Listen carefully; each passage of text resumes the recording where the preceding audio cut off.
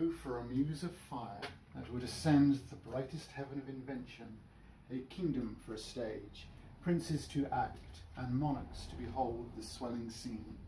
Then should the warlike Harry, like himself, assume the port of Mars, and at his heels, leashed in like hounds, should famine, sword, and fire crouch for employment. But pardon, gentles all, the flat-raised spirits that hath dared on this unworthy scaffold bring forth so great an object.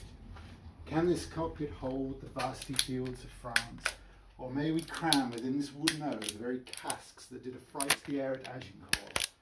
Oh, pardon, since a crooked figure may attest in little place a million, let us, ciphers to this great account, on your imaginary forces work.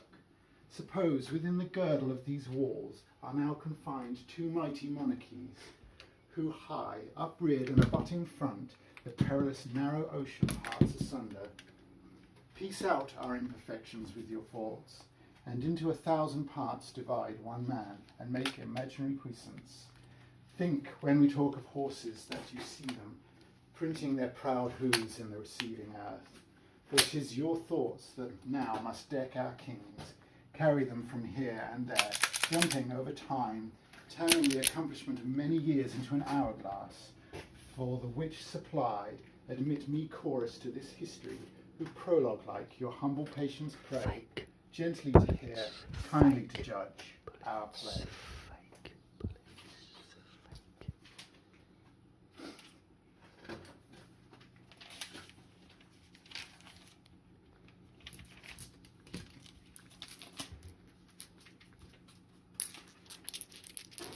Once more unto the breach, dear friends, once more, or close the wall up with our English dead.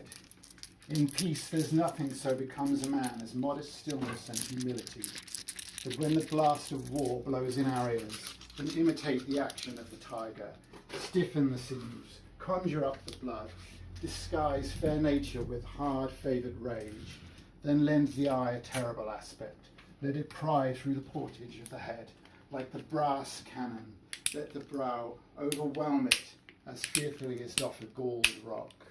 Overhang and jutty his confounded base, swilled with the wild and wasteful ocean. Now set the teeth and stretch the nostril wide, hold hard the breath and bend up every spirit to its full height. On, you noble English, whose blood is fed from fathers of warproof, fathers that, like so many Alexanders, have in these parts from morn till even fought, and sheathed their swords for lack of argument. Dishonour not your mothers, now attest that those whom you call your fathers did beget you. We copy now to men of grosser blood, and teach them how to war. And you, good yeoman, whose limbs were made in England, show us here the mettle of your pasture. Let us swear that you are worth your breeding, which I doubt not. For there is none of you so mean and base that have not noble lustre in your eyes. I see you stand like greyhounds in the slips, straining upon the start. The game's afoot, follow your spirit, and upon this charge cry, God for Harry, England, and St. George.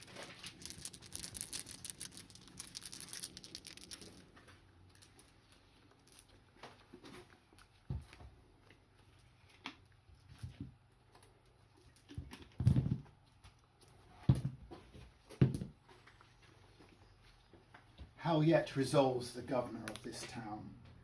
This is the latest parley we will admit.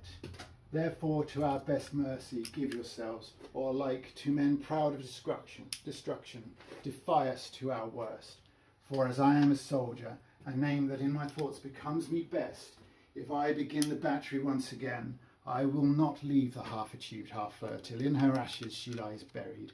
The gates of mercy shall be all shut up, and the fleshed soldier, rough and hard of heart, in liberty of blood, shall range with conscience wide, as hell mowing like grass your fresh fair virgins and your flowering infants.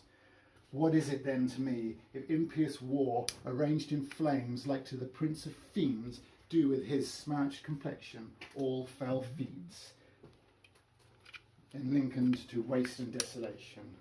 What is it to me when you yourselves are cause, if your pure maidens fall into the hand of hot and forcing violation? What reign can licentious wickedness when down the hills he holds his fierce career? We may, as bootless, spend our vain command upon the enraged soldiers in their spoil, as sends precepts to the Leviathan to come ashore.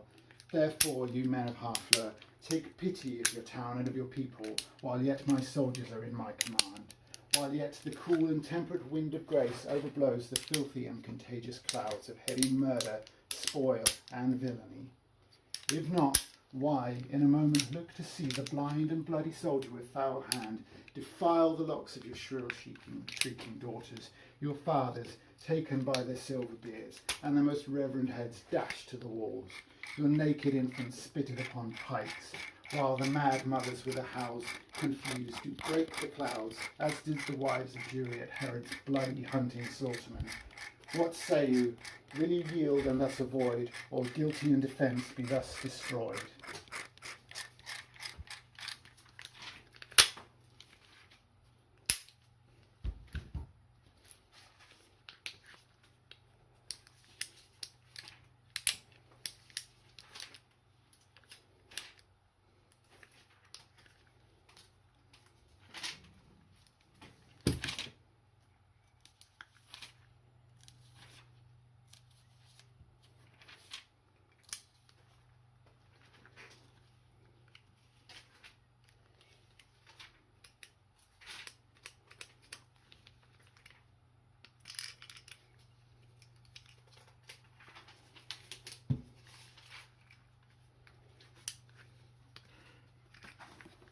Back to Richard III, Richard II only.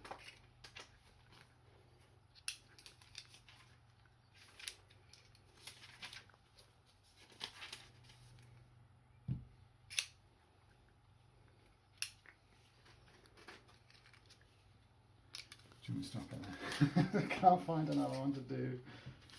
Just a second. Just do anything.